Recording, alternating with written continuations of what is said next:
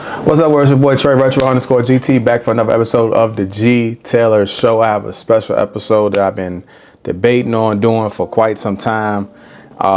It's been a minute and we're going to get to it. Happy holidays to everybody. Hope that you had a great, prosperous holiday season. Merry Christmas if you celebrate. And we are on the verge of the new year of 2025. And so I know that's going to be something that is, great and beneficial for everybody, hopefully. And you have your goals set out for 2025 and, looking for a prosperous year going forward, man. So like, share, subscribe to the podcast. Let me know what you think. Also like, share, subscribe to the YouTube channel, the G.Taylor Show. Share with somebody, let you know what's going on. We are still on Apple Podcasts, Spotify, all your digital streaming platforms. You get the audio version on those platforms, and you should be able to listen to what we're talking about today, right? We do, or if you're on Spotify, you do get the opportunity to see video as well, but not on Apple Podcasts, unfortunately. But shout out to all my supporters on Apple Podcasts, Spotify, and those different places. All right. So, yeah, man, we got a new logo. Got a new logo coming up. Shout out to my man's Prolific Pixels. My man's Chris Lewis, who did my logo for the YouTube channel. So we're gonna take this YouTube channel seriously, I believe, and see where it takes us. So you're gonna see that plastered up some more going forward, and that should encompass everything that we want to talk about in regards to, social work and, sneakers, business, mental health, faith, sports, you name it. That's what we're going to be talking about. So, again, that's what we're going to be looking at today. And make sure this is not recording.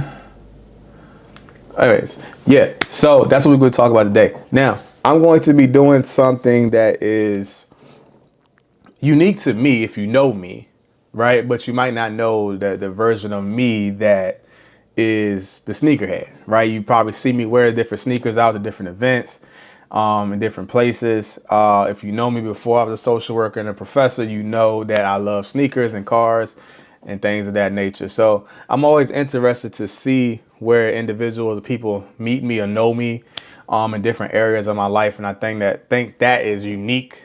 That one thing that we bring to the table is that, people get to know you from different eras of your life and who you once were and who you are now and who you're going to be. And those people are always not the same people. They're new people. So I'm a firm believer in the good stuff, right? In the good stuff of introducing people to things that make me who I am, right? And also, giving history on things that I really used to be, and enjoy and involved with.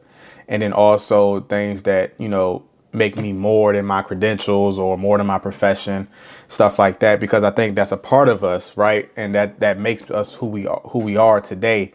And I know a lot of people say, well, the people who know you from your past life, the people who know you from back then was going to judge you from, stuff back then because they knew who you once were. And that's cool, right? Because I'm not that same person, but I might still have elements of myself. And so I like to merge those identities, like I said, in a positive manner, right? I'm talking about the things that make us who we are. So way before I was a social worker and a professor and, clinical supervisor and podcaster even, I really was into sneakers, was really into cars, stuff like that, right? And I'm still into those things, right? But I have places, I've always said this, I have like a set of individuals who know me as Trey the Hooper, right? Who played ball with me for most of my life, right? I have a set of individuals and I have people now I play ball with that don't know everything that I do. So that's also, I think I like it's a plus, and it's also like, one of those things where it's like, oh snap, like he does do these things. But, I have folks that know me as, Trey the car guy, Trey the car that was detailing cars or, putting custom light systems, plastic dip, things like that on cars. Like I have, people who know me from that. I have people who know me from Trey, the person in church, right? Things like that. I have people who know me as Trey, the sneakerhead, right? And to all these different things. And so then there's a whole segment of colleagues, right? As a social worker, as a mental health therapist, as a mental health provider, that they know me just that version of myself, right? They know me as the LCSW, clinical supervisor, mental health therapist, professor, just that, right? And so it's interesting to, see those dynamics play out. And then, when those things arise. And so when you have those conversations, oh yeah, I'm in the sneakers, I'm in the cars, or I'm in that, it even forms that bond, right? Where it's like, yo, I'm really serious about this thing. Or like, oh, nah, this was just like a one-off type thing that I do here and there, and it's like, nah, when I talk about sneakers, I'm really into sneakers, embedded into the sneaker culture. When I'm talking about cars, I'm really embedded into the car culture. It might not be as in-depth as it used to be, but it's still a big part of me. Same thing with basketball and things of that nature. And so I say all that to say, I am doing a sneaker podcast today. We'll be talking about my top 5 favorite purchases of the year. Everybody did their top 5 sneakers of the year. Complex had the list out that everybody went crazy over, and that was cool. I'm gonna do, and I was talking to my guys. I was like, maybe I'm gonna do one that's just specifically based off my favorite purchases of the year. I was supposed to not be buying kicks this year. I was supposed to be buying 1 a quarter, and that turned into probably 4 a quarter, unfortunately. And so, but I will say this is probably my most well-rounded purchases I've made as a sneakerhead. I know folks get into debate about, well, you're not a sneakerhead if you don't have a diverse set of, sneakers in your closet. You just can't be sticking to just one brand, and everybody debunks that and has different conversations about that, whatever. So I have been trying to venture out, but I'm a true Nike head at heart. But I do have a variety of different sneakers in there, but it's mostly Nike and Jordan, of course, right? And so, but I venture out into New Balance. Been a big Reebok fan based upon the Iversons and stuff like that. But I'm going to, those are my diverse, my shoes that I've picked out for the year. And I'll say this is probably the first pair of a list of shoes or purchases that I've ever done that isn't all Jordans, that isn't all Nike as well. And so that's going to be, dope. So again, top 5 sneaker purchases for me this year. And again, I wear my sneakers to conferences. Like when I go to conferences like CSWE for social work, different events, I got my sneakers on most of the time. If I'm teaching, I got some sneakers on most of the time, because 3-hour classes are long and I can't be in no dress shoes for that long. And so we're going to talk about it today. And my top 5 that I cop today, I'm not talking about top 5 of the year. I'm not talking about top 5 collabs.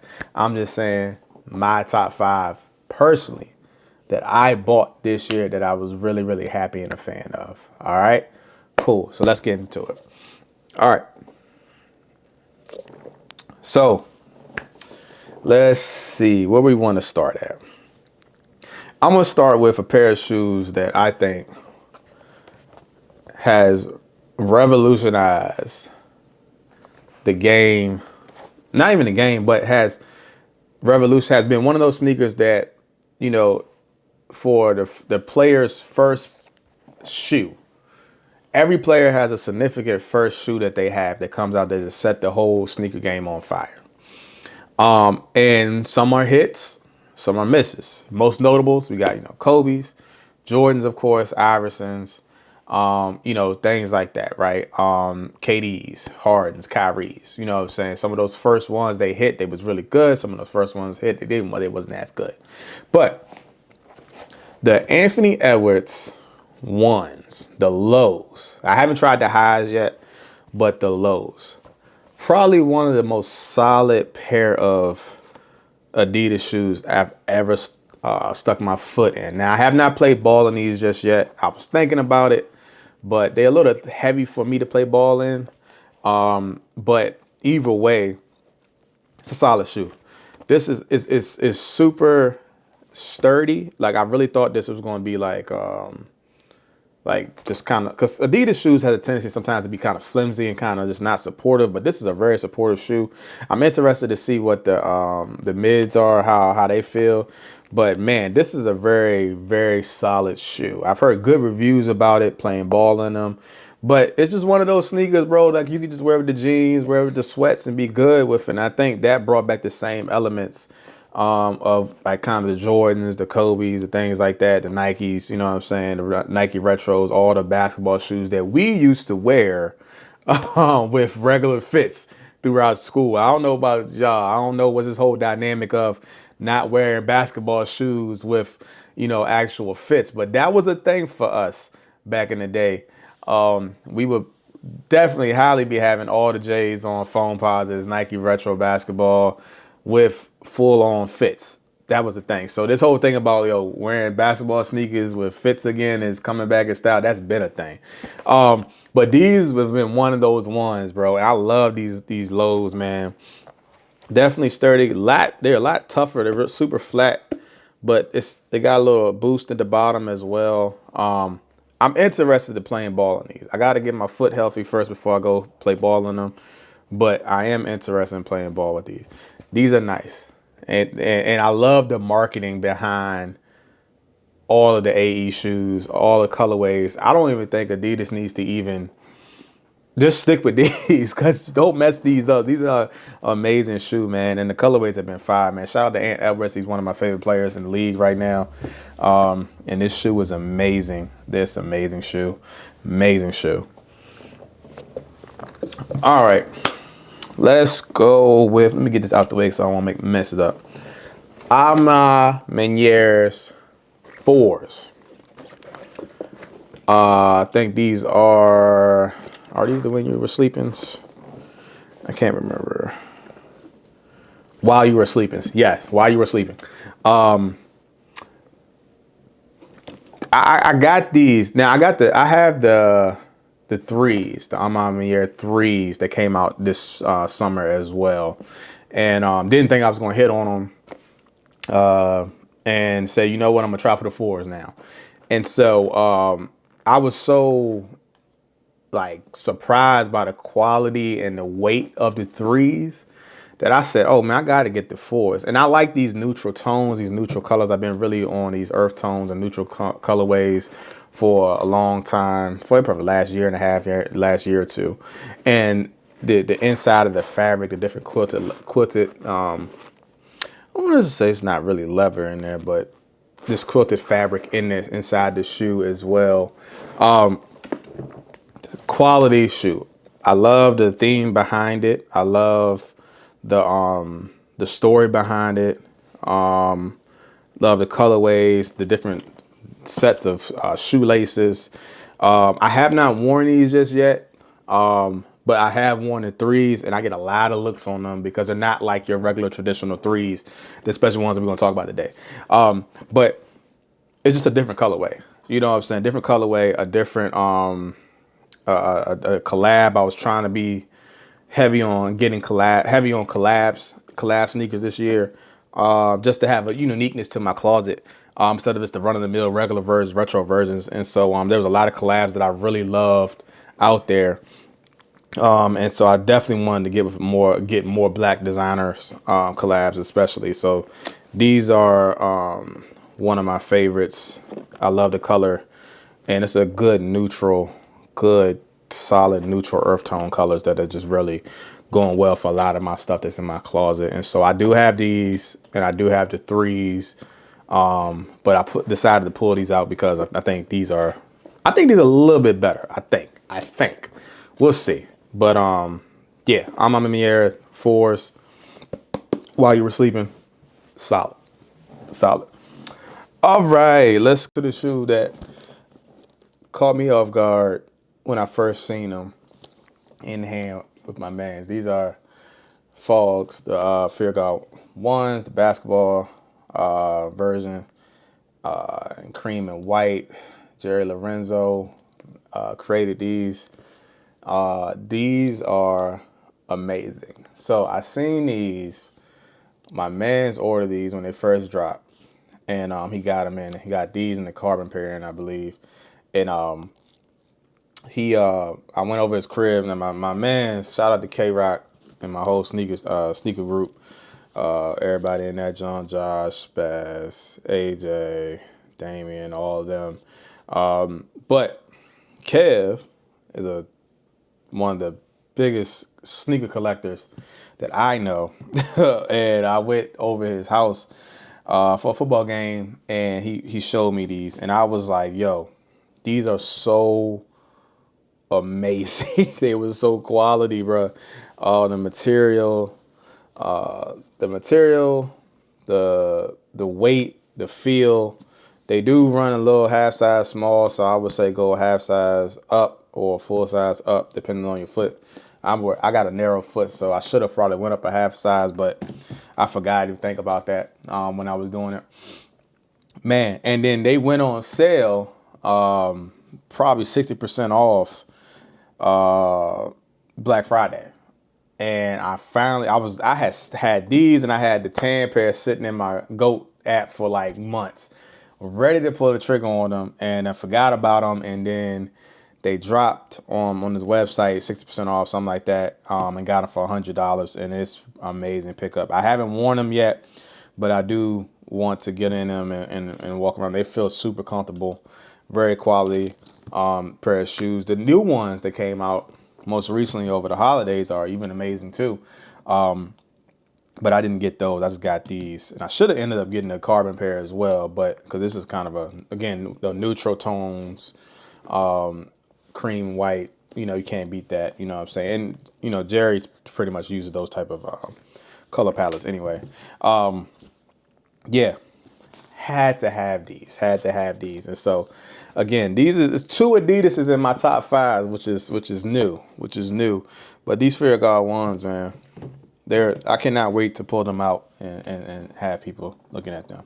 All right, so those are that, and then now the ultimate dad shoe. Never would have thought that Asics would be where they are today. These are the Asics Gel Kayano 14s. I hope I said that right. In the Tai Chi yellow colorway. Man, super comfortable shoe. Super supportive shoe.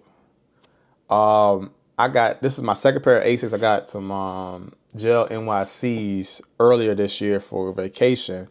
And then I said, you know what? I do want a pair of these Asics, the Gel Kayanos one, because I think that they looked super comfortable, and I saw a lot of sneaker reviews on these.